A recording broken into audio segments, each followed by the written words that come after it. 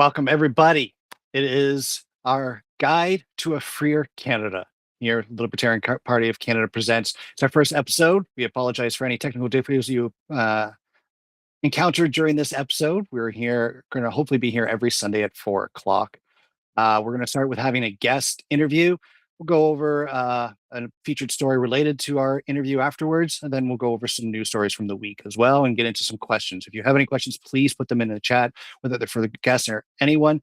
When we get to it, we'll try to answer those questions as best as we can.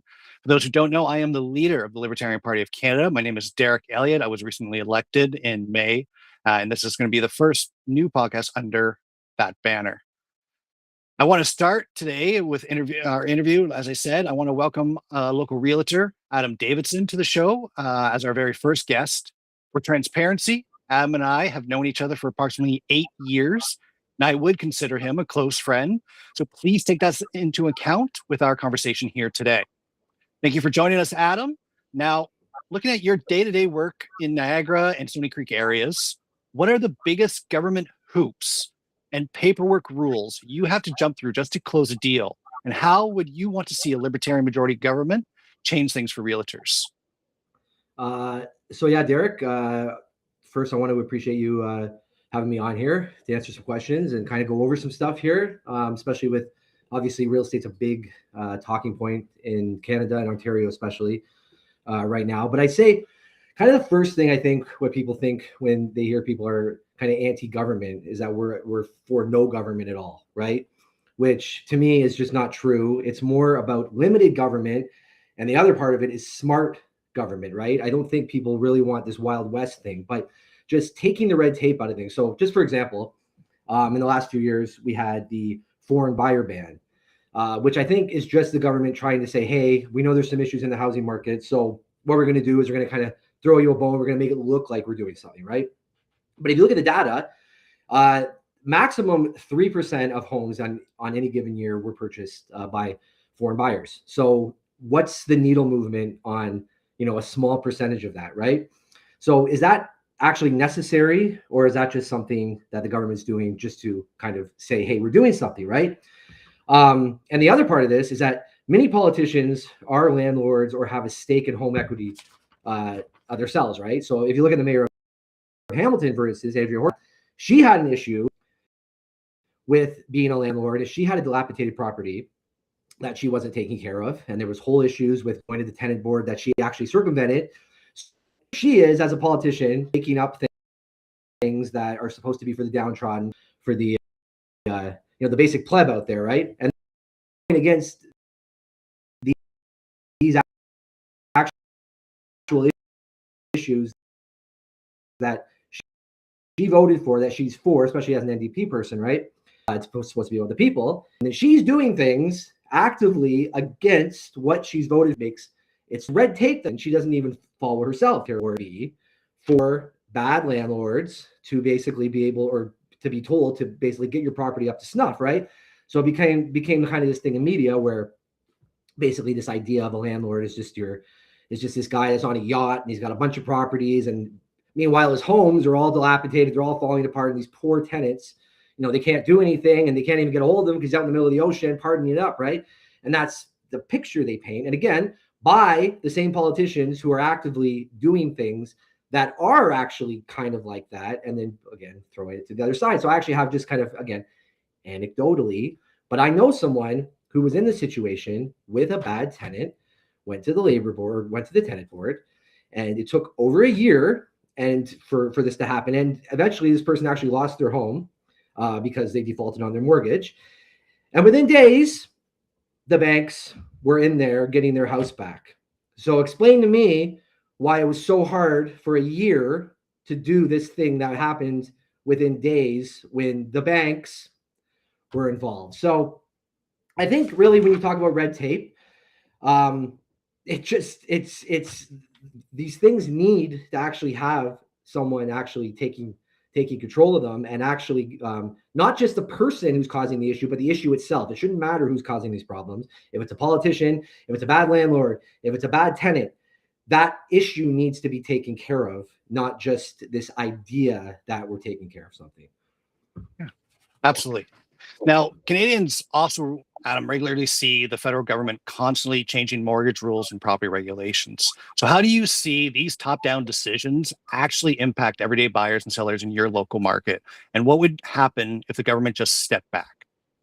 So one of the things we had issues with in the past was mortgage fraud, which was basically mortgage agents, or well, I'd say mostly mortgage agents, because banks were a little bit more, I'd say, safeguarding on this, and this is why people sometimes went to shady mortgage agents, right? And then you were getting fraud, basically people lying about their income in a sense, or mortgage agents even knowing that they were lying about their income, but putting this here to kind of push the deal forward again to get paid. So there's a lot of that, right? So what happened is, again, the government gets involved. And again, I don't blame this, because this actually might have been part of the reason that you've seen these homes going up so crazy, because you had a lot more buyers, and maybe buyers that shouldn't have been buying them and getting this money, or getting this access to money now, right? Buying homes that they probably couldn't afford, right? So they added a stress test, and they added all sorts of things. Basically, people, they're kind of trying to, they're trying to kind of bring people back to this and being like, can you afford this home? And we're going to make sure that you can afford this home before you can do it. Like anything in government, we're on one side of things. So now we need to go to the far side of the other things, and now causing a whole host of other problems. So, if you can afford your rent and you rent on time, explain to me now why you can't get a mortgage for the exact same price. Right? I'd love to know the same thing. You can get, you can pay your rent, say if you didn't qualify for the stress test, for all sorts of these other things, right? So I think if anything, you're just getting a solution to a problem, causing another host of problems by doing this, right? You had the spike during COVID again, which caused home prices to kind of skyrocket, right? But it was a very unorganic spike, right? Low interest rates. There's a lot of weirdness going around at that time. So again, you're kind of having these issues in the market, but now you've caused a new issue where you have first-time home buyers that aren't able to afford these homes, and they have a new benchmark in their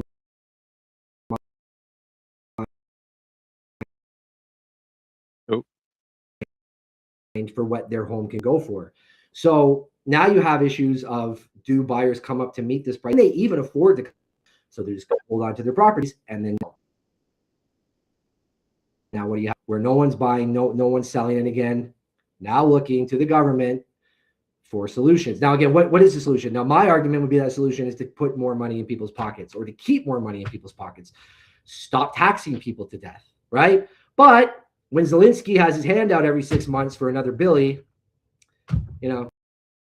that's probably not going to happen, at least our current government and pressure.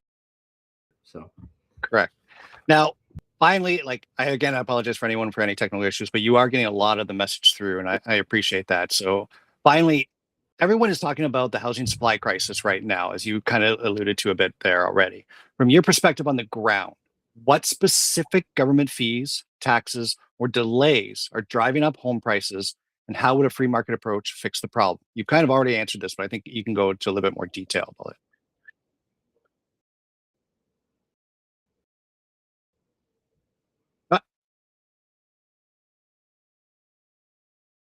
Uh, I might have lost you.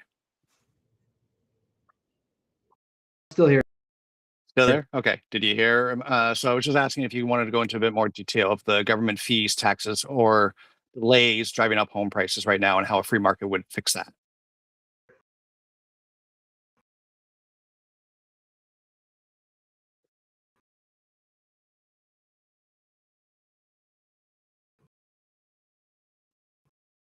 No?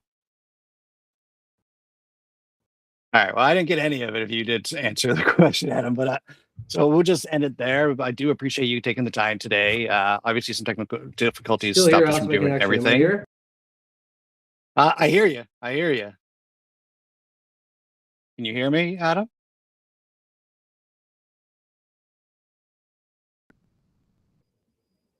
All right. Well, The monopoly internet is showing its superiority, according to Snarky Trader on X. Am I back? I can. You're coming in and out, Adam. Can you let me know if you can hear me?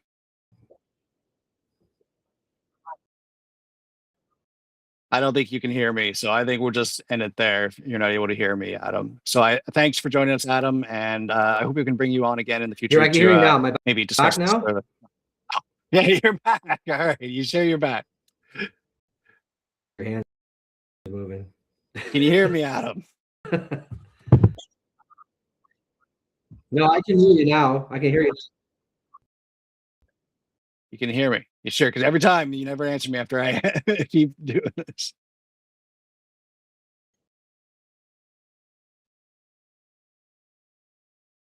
All right. Thanks for joining us, Adam. So we'll move on now to our second segment. I do see some of your comments coming in from X and other places. So we appreciate that. Keep those coming. We'll get to those here shortly. Let me get into our first. We're going to be talking now about the bailout. This is going to be our featured story for today. There's going to be a bit more similar to what I do. If you don't see my videos on social media, I do short form videos under 3 minutes every day. Every week, this is going to be a bit longer one, a much longer in depth about, so we can really get into what we can do as libertarians. So that said, let's get into the mess that is July with the BC bailout. When the government starts buying up the empty luxury condos with your money, you know the housing market is completely broken. Adam just explained it, kind of. So you already know how deep the roots of government interference go in the real estate sector. We talked about the endless local regulations, the building delays, and the bureaucratic tape that makes it almost impossible to build affordable homes in this country. But what is happening right now in British Columbia takes this entire mess to an absolute whole new level. We are witnessing an absolute train wreck of central planning, corporate handouts, and backroom political cover-ups that every single Canadian needs to hear about. Last month, here, Prime Minister Mark Carney and BC Premier David Eby stood in front of the microphones in Vancouver and rolled out what they called the Canada-British Columbia Partnership on Condo Conversion. Sounds like a typical boring bureaucratic program. But when you peel back the layers, it is nothing short of a massive taxpayer-funded rescue mission for wealthy developers who made bad business decisions. They announced a plan to use $1.45 billion with a B dollars to buy up more than 2,200 unsold vacant and distressed condo units across British Columbia and turn them into affordable rent-to-own housing. Now, on the surface, the establishment media and the politicians want you to believe this is just a common sense, a passionate solution to help regular folks find a place to live and work. They want you to think that the government is magically stepping in to save the day by putting empty homes to good use. But let's look at the actual facts and the real economic data that they are trying so hard to hide from you. According to the latest data from the Canada Mortgage and Housing Corporation, there were nearly 6,000 new and completely unsold apartments sitting empty across British Columbia this past May. Around 75% of those empty units are concentrated right in Metro Vancouver. This is not just a minor surplus. This is the highest level of unsold condo inventory that province has ever seen since the government started tracking the data 36 years ago. The housing market is drowning in empty units, but regular working people still cannot afford a place to live. Why are these units sitting completely empty? It is because developers spent years building tiny, overpriced boxes designed specifically for wealthy investors and foreign speculators, rather than local families who actually need a place to live. They built these units during a wild 5-year run when condo sales were peaking, expecting the easy money to last forever. In Metro Vancouver, roughly a third of those unsold units were priced at well over $1 million. The city of Vancouver and Burnaby, that figure skyrockets to around 80%. These are not affordable family homes. These are luxury investments that a regular middle class Canadian family could never dream of buying. When the real estate market cooled down and interest rates stayed high, the wealthy investors vanished.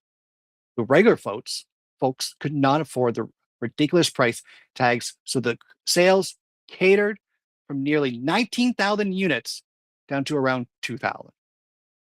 In a real, free, and fair market, do you know what happens when a business builds a product that nobody wants to buy at the current price? That business has to lower the price. They have to take a financial hit, swallow their pride, and drop the cost of those condos until they meet what real people can actually afford to pay. That is how a healthy market correction works. It punishes bad decisions, rewards consumers with lower prices, and brings balance back to the economy. That is not what happens when you have a government that loves to play central planner. Instead of letting the market correct itself and allowing housing prices to drop for first time buyers, Prime Minister Carney and Premier Eby decided to step in with $1.45 billion safety net. They are using your hard earned tax dollars to prop up artificial housing prices and protect their wealthy developer friends from facing the consequences of their own risky gambles. The federal and provincial governments are putting up $150 million each in direct taxpayer cash, and they're planning to borrow the rest through complicated financing tools that regular Canadians will ultimately have to pay for. Premier Eby tried to defend this by claiming they are buying these units at a discount below the cost of construction. He even went on the defensive and instead insisted that this is absolutely not a bailout, because if the government does not buy them, some profit seeking investor will just swoop in and flip them later. That argument is completely hollow. If a private investor buys them later, they will have to buy them at a real market price that reflects the actual demand. And they will be risking their own private capital, not the public purse. Urban planners and housing experts from all sides of the political spectrum are looking at this plan and calling it exactly what it is. It is a direct transfer of wealth from regular, struggling taxpayers to the wealthy corporate insiders who own the development companies and banks. Think about how incredibly unfair this is to the average Canadian. If you start a small business, like a local bakery or a landscaping company, and you make a bad business decision, does the government show up with $1 billion to buy your unsold property? If you buy a stock on the market and the value drops, does Mark Carney write you a check from the federal treasury to cover your losses? Absolutely not. You have to take the loss, learn your lesson, and move on. But under this current system, we have a double standard that protects the rich and connected while crushing the little guy. The political class has created a system where gains are completely privatized for wealthy developers when times are good. The losses are entirely socialized and dumped onto the backs of working class taxpayers when times get tough. To make matters worse, this $1.45 billion condo purchase is only the tip of the iceberg. As a recent piece in the Tie recently pointed out, there is an even bigger multi-billion-dollar developer handout happening right under our noses that almost nobody in the mainstream media is talking about. The federal and provincial governments have quietly ponied up another $3.2 billion to cover half of the development charges that developers are normally required to pay. Let's break that down. What that actually means in plain English is development charges are not just random bureaucratic fees. They exist for a very specific and necessary reason. When a developer builds a massive new condo tower, it brings thousands of new residents into a community. These new residents need roads to drive on, massive sewer systems to handle the waste, water lines, public parks, and transit infrastructure. For decades, the rule has been the people who profit from building these projects should help pay for the heavy strain they put on municipal infrastructure. By stepping in and using $3.2 billion of public money to cover these charges, the federal and provincial governments are giving another massive direct subsidy to big developers. When the government absorbs these costs, the financial burden does not magically disappear. It simply gets shifted onto the existing local homeowners through higher property taxes, or it forces cities to delay critical maintenance on your local roads and water systems. Local officials in cities like Vancouver and Burnaby have taken this corporate favoritism even further. They are actively reducing or completely eliminating affordable housing agreements on new projects, sometimes cutting the requirement down to zero. They claim that cutting these fees and removing affordable housing requirements is the only way to kickstart construction and fix the housing crisis. But that claim completely falls apart when you look at how the real estate market actually functions. Cutting development fees does not lower the final price of a home, for a regular buyer, that is. In the real world, developers pay for these infrastructure fees out of the residual value of the land. When the government eliminates these fees, it simply increases the amount of money a developer can afford to bid for a piece of property. The end result is that the entire subsidy flows directly into the pockets of wealthy land speculators who locked in inflated property values when the market was boiling hot. It does absolutely nothing to make the dirt under the building cheaper for the person who eventually buys a home there. We have tried this exact path of government micromanagement, corporate subsidies, and selective deregulation for decades. And it has given us record high construction numbers, right alongside record shattering housing prices. The central planners keep trying to fix the problems caused by their own past interventions by piling on even more interventions, and the entire system is crashing down on regular Canadians. What makes this entire BC condo situation truly toxic is the complete and utter lack of transparency and accountability from the politicians in charge. When the opposition parties quite reasonably started asking tough questions about this billionaire handout, the political class panicked. They did not want Canadians to see the actual math behind this program. And they certainly did not want people to know what specific developers were getting a lifeline. Just this past week, the House of Commons Parliamentary Ethics Committee met in Ottawa. Why? Because members were demanding a full, transparent probe into the details of this deal. Conservative MPs like Aaron Gunn and Jacob Mantle argued forcefully that taxpayers have a right to know exactly who benefits from this massive spending package. They called for public hearings to find out if specific Liberal donors or connected development corporations were being saved from bankruptcy using public funds. You know what the government members on committee did? Bet you can guess. They completely shut the meeting down. In a tense 2-hour debate, the Liberal members voted 5-4 to completely shelve the request for an investigation.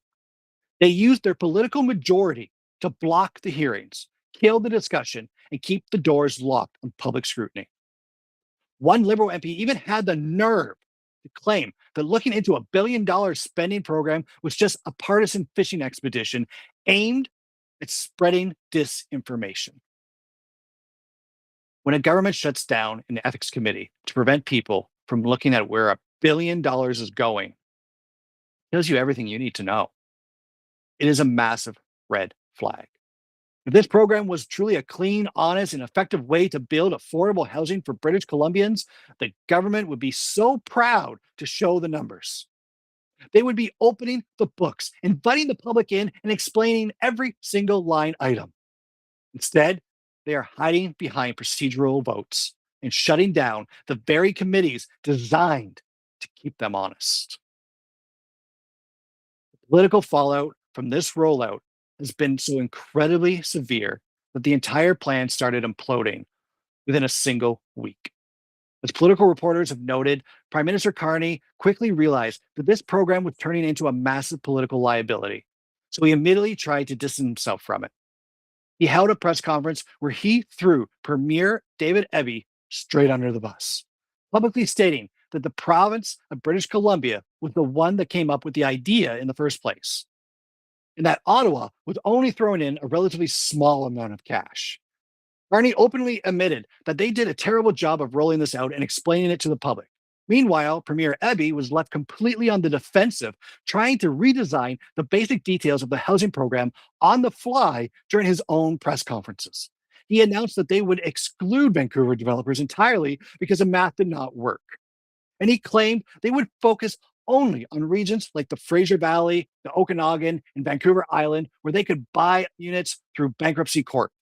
He even looked at the cameras and said that if people hate the plan so much, it is fine and they do not have to do it at all. Think about the absolute incompetence on display here.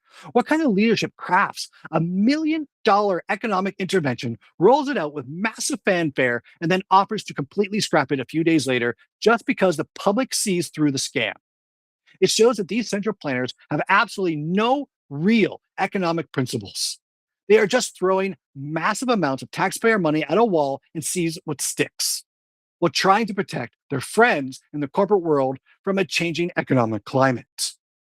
This entire debacle highlights a massive deficit of trust in our Canadian institutions.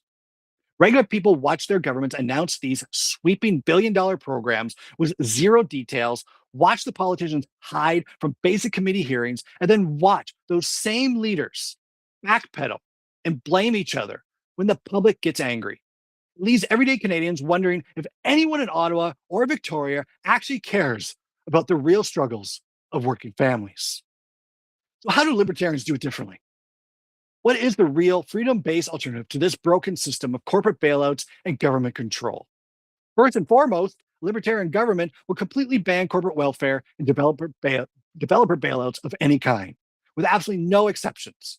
If a developer builds a luxury condo tower and nobody wants to buy the units, that developer must face the full reality of the market. The government would not spend a single cent of public money to buy up their empty inventory or cover the infrastructure fees. We would let the market price correction happen naturally, and we would let it happen immediately. If these condos are sitting empty because they are priced at $1 million, the developers will be forced to cut those prices by 30, 40, or 50% to avoid going under. They will have to sell these units at a price that actual local buyers can afford to pay. That is the fastest, cleanest, and most effective way to bring affordable housing to the market without costing the taxpayers a single dime. Instead of picking winners and looters through selective government grants and fee waivers for connected insiders, libertarians would focus on broad-based tax relief and the total removal of bureaucratic red tape for everyone. We would dismantle the restrictive zoning laws, the broken approval processes, and the endless environmental and aesthetic regulations that add hundreds of thousands of dollars to the cost of building a simple home in this country. We believe that if you own a piece of land, you should have the property rights and the personal freedom to build housing on it without wasting years for a permit from a local bureaucrat. By opening up the market to true competition, we would allow local builders and small scale contractors and independent developers to build a massive variety of housing types, from duplexes and townhouses to simple, affordable apartments whenever the demand exists. We should also address the root cause of the wider economic instability by putting a strict stop to the reckless government spending and the massive printing of paper money that drives up the cost of living for every single household. The housing crisis is not a failure of the free market. It is the direct result of decades of government central planning, artificial interest rate manipulation, and heavy-handed regulation that has separated housing costs from real local incomes. When you look at the mess in British Columbia, the choice before us becomes incredibly clear. We can keep up the following path of the establishment politicians who want to use your tax dollars to bail out speculators, hide their deals from parliamentary committees, and control every single aspect of your lives through government mandates. Or we can choose a path of real fairness, economic freedom, and personal accountability. It is time to take the housing market out of the hands of central planners in Ottawa and Victoria and give it back to the regular people of this country. We need a system where everyone plays by the exact same rules, where businesses succeed or fail based on the value they provide to consumers, and where your hard-earned dollars stay in your own pocket where they belong. That is the libertarian vision for a freer, fairer, and more prosperous Canada. And that is exactly what we are going to keep fighting for on this show and across this country every single day. Thank you so much for listening to this feature segment. Now, let's open up the comment line to take your questions and hear your thoughts on this massive condo scandal. All right. Just trying to see if we had any questions. I appreciate Snarky Trader getting in a lot of comments here. Arnie is an old man on the way out. He has no conviction on anything related to Canada. That's very true. And real estate in that area is going through a proud piece. All right. So with that, we are going to move on to our final segment. It is going to be about our news stories. We have 3 news stories we are going to cover today. Let me just bring up those, and I need to take a little bit of a drink. I appreciate everyone sticking with us through this at this point. Again, if you have any questions related to what we're talking about today, please drop them below.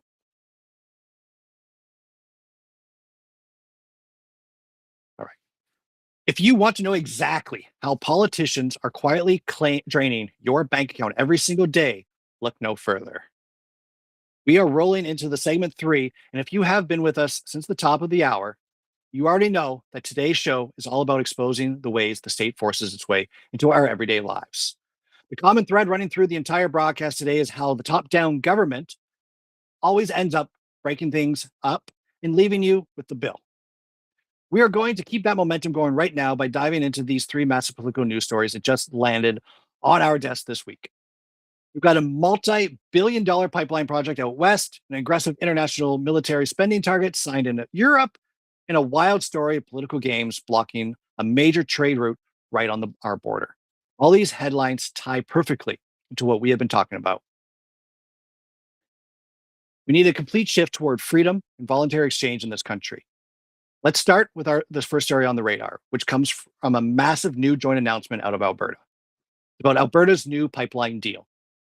On July 2nd, 2026, Prime Minister Mark Carney and Alberta Premier Danielle Smith stood side by side to announce a major new proposal for a West Coast oil pipeline. The plan is to build a massive line capable of moving 1 million barrels of oil per day all the way from Edmonton area down to the southwest coast of British Columbia, ending right at the Port of Vancouver's Roberts Bank expansion. Now, if you turn on the mainstream news or read the official handouts from the government, they are spinning this as an absolute victory for the country. They love to throw around massive, shiny numbers to make themselves look like economic geniuses. They are promising that this project will create up to 140,000 jobs during its construction and long-term operation. They talk about energy independence, attracting global investment, and opening up brand new markets in Asia so that our energy sector isn't completely dependent on selling to the United States. As libertarians, we love the idea of expanded trade. We want to see Canadian energy reaching global markets, and we want to see private businesses thriving, trading, and creating wealth through voluntary cooperation. But you have to look past the political theater and read the actual fine print of this deal, because the way they are planning to execute this project is complete disaster for anyone who actually believes in the free market. Let's look at the actual price tag on this thing. The official project submission estimates the West Coast pipeline is going to cost somewhere between $35.2 billion and $43.7 billion. That is an absolutely staggering amount of money. And who's going to be holding the bag for it? The press release explicitly states that the federal government and the government of Alberta will each take an equal partnership in the project. That means billions upon billions of your hard-earned tax dollars are going to be poured directly into a commercial infrastructure project. This brings us right back to the core issue we discussed in our first segment with Adam. Adam was explaining how the government completely ruins the housing market by trying to micromanage it from the top down. And this pipeline deal is the exact same story playing out in the energy sector. Why on earth is the state acting as a business partner in a commercial pipeline? We already watched this exact same movie play out with the original Trans Mountain Pipeline expansion. The federal government stepped in, bought it, turned it into a massive bureaucratic money pit, went tens of billions of dollars over budget, faced endless delays, and proved beyond any doubt that politicians are completely incapable of running a business. Now, Mark Carney and Danielle Smith want to use the exact same failed playbook all over again. If building a new pipeline to the West Coast is a great economic idea, And if there is a genuine market demand for Alberta oil in Asia, then private investors and private energy companies will gladly step up to build it with their own money. The free market does not need the state to hold its hand, take a 50% ownership stake, or risk billions of dollars taken from working Canadians. And being a pipeline corporation and Trans Mountain Corporation are involved as partners here. But the state is the one driving the bus. When the government uses public money to fund a massive project like this, they distort the entire marketplace. They take valuable capital out of the productive private sector through taxation and inflation, and they allocate it based on political goals rather than real consumer demand. It's even more frustrating when you look at how they plan to get this project approved. The announcement notes that Alberta has already applied to the Federal Major Projects Office to list the West Coast Pipeline as a project of national interest under the Building Canada Act. They are actively bragging about this special designation will create a streamlined and flexible approval process to get the infrastructure built much faster. Think about the sheer hypocrisy of that statement for a moment. The only reason it takes a decade to build anything of substance in Canada is because the federal, provincial governments have spent decades piling on mountains of red tape, environmental assessments, climate mandates, and endless legal hurdles. They created a regulatory nightmare that completely suffocates private sector development. If an independent private company wants to build a pipeline, a factory, or a housing development, they are tied up in bureaucracy and courtrooms for years until they finally give up and take their investment capital somewhere else. But the second the government decides to build a project using your money, they simply wave a magic wand, declare it a project of national interest, and skip right past their own ridiculous rules. These regulations are so destructive that the government has to exempt its own projects just to get things done, then those regulations shouldn't exist for regular Canadians either. We don't need a special loophole for state-backed projects. We need to completely eliminate the red tape for everyone so the free market can actually function. On top of that, they are talking about using the Alberta Indigenous Opportunities Corporation and the Canadian Indigenous Loan Guarantee Program to support Indigenous equality participation. Let me be perfectly clear about this. Voluntary business partnerships and equity stakes between private energy companies and Indigenous communities are fantastic. That is the free market at work, creating mutual benefit and wealth through voluntary corporation. But when the state steps in to provide government-backed loan guarantees, they are shifting the financial risk away from the actual investors and directly onto the backs of the taxpayers. If this project faces massive cost overruns or fails to hit its targets, you and I are the ones who will be stuck paying off those guaranteed loans. This is the classic elite playbook where they privatize the profits and socialize the losses. They want all the political praise for creating partnerships, but they want you to carry all the financial risk. This entire pipeline deal is a masterclass in central planning. It's politicians playing venture capitalists with money that they took from you by force. We need to get the state entirely out of the energy sector. Stop buying pipelines, stop funding commercial partnerships, stop guaranteeing corporate loans, and stop creating special regulatory fast tracks for government friends. Just cut the taxes, eliminate the red tape across the board, and let private individuals and private companies build what the market actually demands. Let's pause right there before we move on to the international stage. I want to see what the live chat has to say about this. Anything here? I'm more excited about consuming those Dr. Pepper Tic Tacs than that pipeline. I may never see that thing completed. Very true. Fresh news, Hyundai withdraws from Canadian hydrogen project after Canada selects Germany's. That's again, exactly, Snarky Trader. They're picking winners and losers, aren't they? All right, let me take another one here. Then we'll get into story number 2.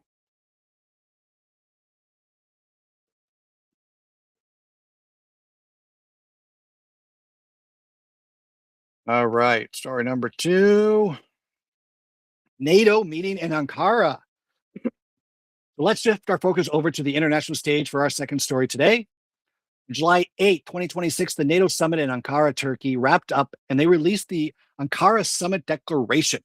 Prime Minister Mark Carney was right there representing Canada, putting his signature on a document that commits our country to a massive, unprecedented expansion of global military spending.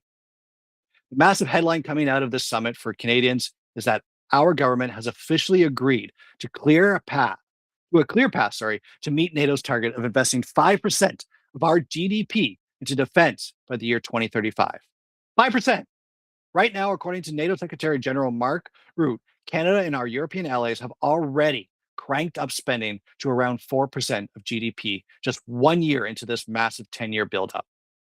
To put that into perspective, for decades, the standard NATO target was 2%.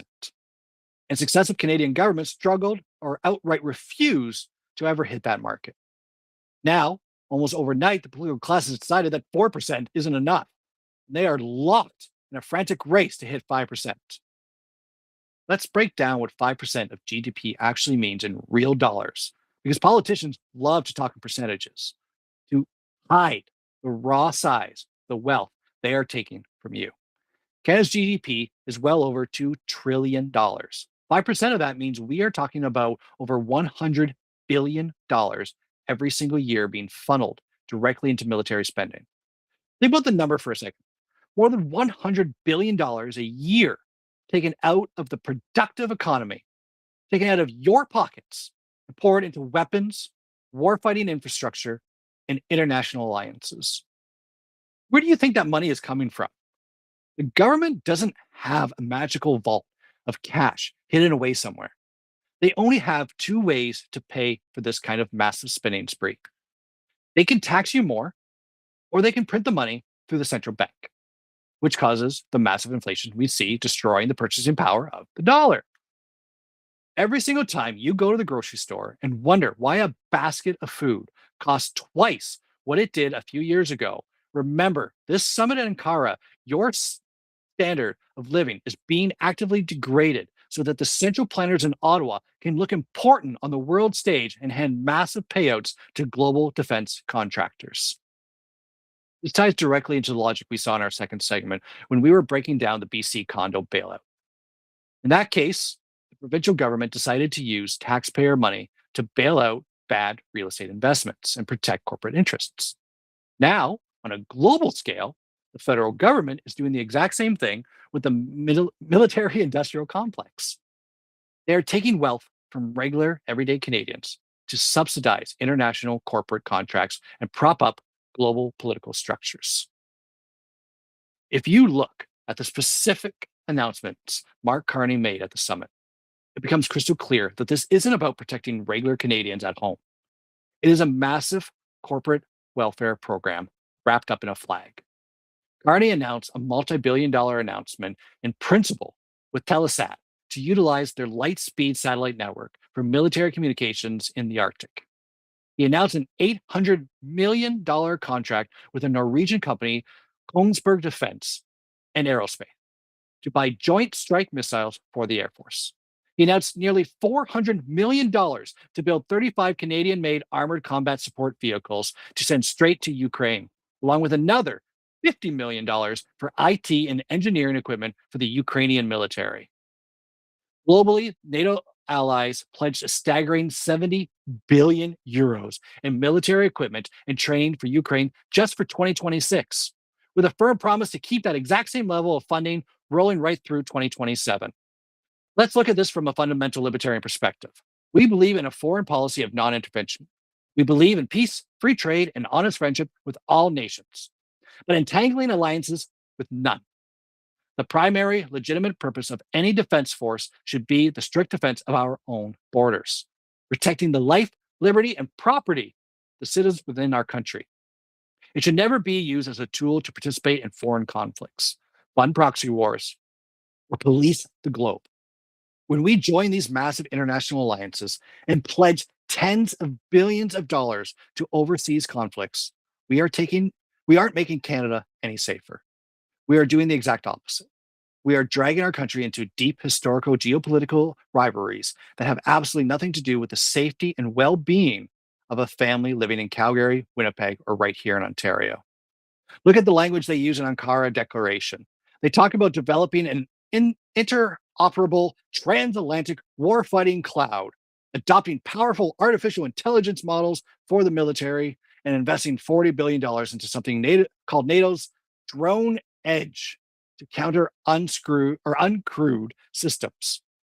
They are building a massive high-tech global war machine, and they are forcing Canadian taxpayers to finance it. This is the military industrial complex operating at peak capacity. It is a system where politicians use fear to justify taking your money and hand that money over to politically connected corporations like Telestat and Kongsberg, and then use those weapons to insert themselves into global conflicts that create even more instability, which then justifies even more spending. It is a never ending loop of corporate handouts and global intervention. We need to stop the bleeding. Canada needs to step back from these foreign entanglements. We need to completely reject this ridiculous 5% GDP spending target. Imagine what would happen if we actually left that $100 billion a year in the hands of Canadian people. Imagine the economic growth, the innovation, and the prosperity that would flourish if individuals were allowed to keep their own money and invested in businesses, housing, and their families instead of having it blown up on the other side of the world. True security comes from economic freedom and a policy of non-intervention, not from buying $800 million missiles and funding international military structures.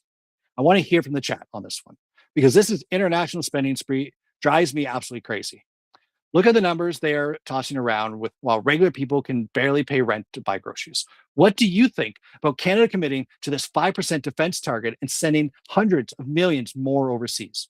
Let me know right now.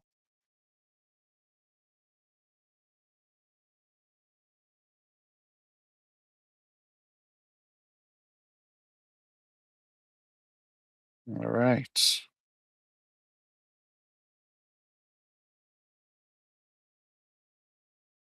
And now we're getting close to our last story here today. We'll get that all set up. Look at the chat here. Lost my place here. Sorry.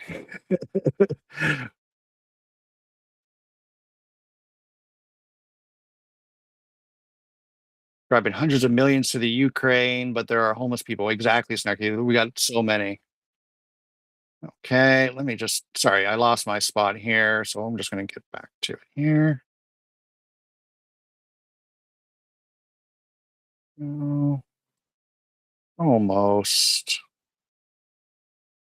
Sorry, I apologize for this, everybody. I just pressed the wrong button and I lost everything where I was. My little place. So I got to scroll. It is getting hot out there. I hope everyone's staying cool where you are as well.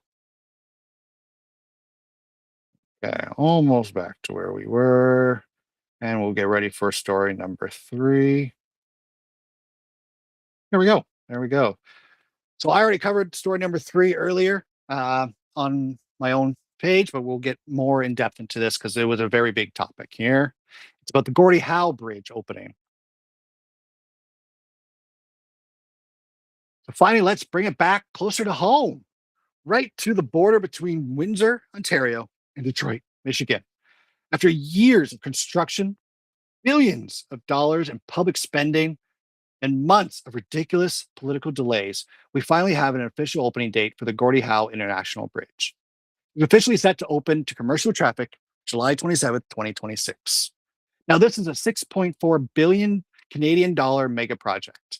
It is a massive soaring structure that sits at one of the most critical trade corridors on the planet, with roughly $300 million in economic trade flows back and forth every single day. You would think that completing a major piece of trade infrastructure would be cause for simple celebration. The bridge was largely finished earlier this year.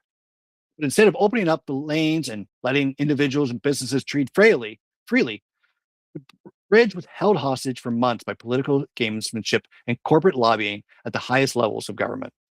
Let's look at the absolute absurdity of how this played out. Back in February, President Donald Trump put out a post on social media declaring his intention to completely block the opening of the Gordie Howe Bridge. A massive ribbon cutting ceremony that was scheduled for early June had to be called off at the very last minute, after the invitations had already been sent out. For months, the Trump administration offered shifting, bizarre explanations for why the president was suddenly opposed to a bridge that had been under development for nearly 13 years under a binding agreement signed by Canada and the state of Michigan. But if you look behind the political curtain, the real reason for the delay is blindingly obvious. It's a textbook example of corrupt crony capitalism. Hours before Trump made his initial social media post, threatening to block the bridge. He had a private meeting in Washington with Matthew Morone. For those who don't know the layout of the border business down there, Matthew Morone is the billionaire head of the family that has owned the Ambassador Bridge since 1979. The Ambassador Bridge is the aging private crossing just upstream that currently holds a near monopoly in the highly lucrative commercial trucking traffic between Windsor and Detroit. A brand new modern crossing like the Gordie Howe Bridge represents a massive direct competition to the Morin family's monopoly. And here's the kicker. Less than a month before that private meeting with Trump, Matthew donated $1 million to a super PAC supporting Donald Trump's political campaign. Let that sink in. A billionaire donor cuts a $1 million check to a politician's campaign, walks into a room in Washington, and suddenly the president of the United States uses the power of the state to try and block a $6 billion international trade crossing, purely to protect his donor's corporate monopoly from free market competition. They cloaked it in the typical language of economic nationalism, claiming they wanted to protect American interests and punish Canada, but it was nothing more than a backroom shakedown to protect a wealthy insider. This connects directly back to what Adam was telling us in our first segment about how government interference creates artificial barriers in the marketplace.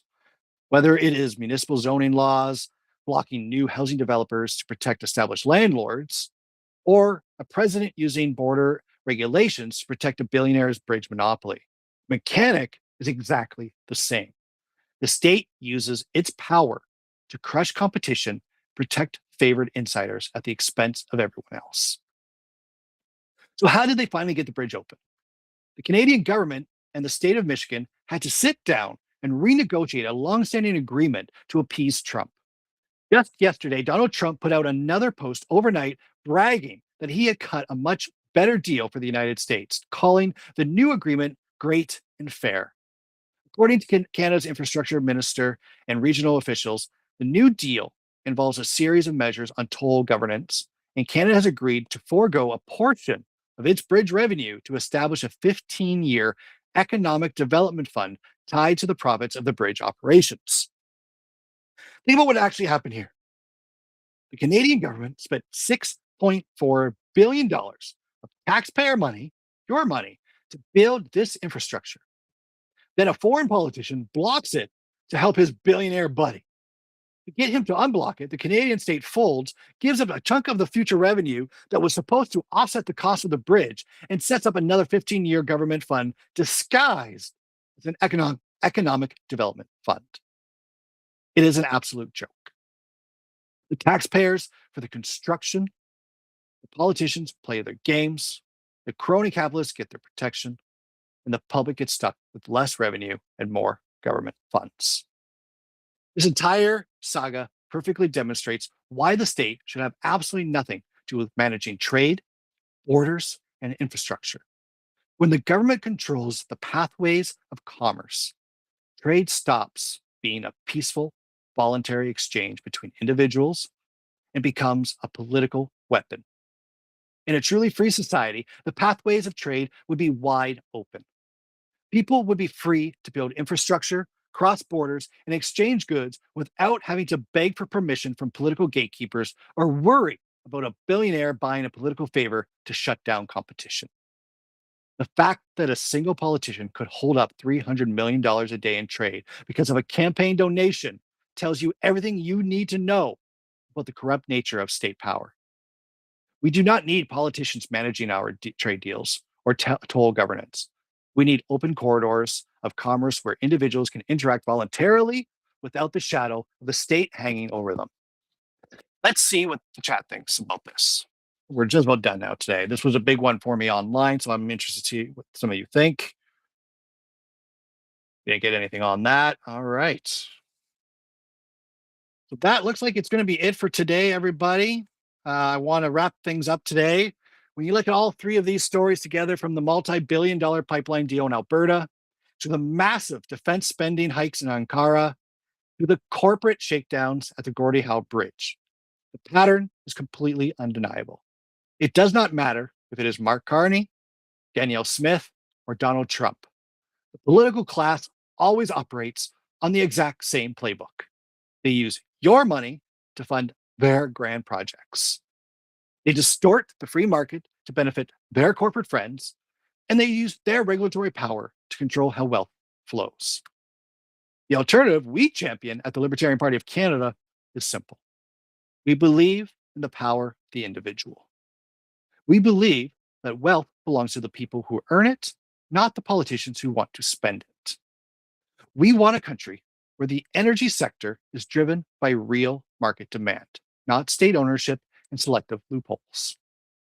We want a foreign policy focused on peace, domestic prosperity, not international spending sprees that enrich global defense contractors. And we want borders and trade routes that facilitate free enterprise, not crony monopolies protected by political favors. Thank you so much for listening to the podcast today. It's been an incredible show exploring how government overreach touches everything from local real estate markets right up to international trade and defense.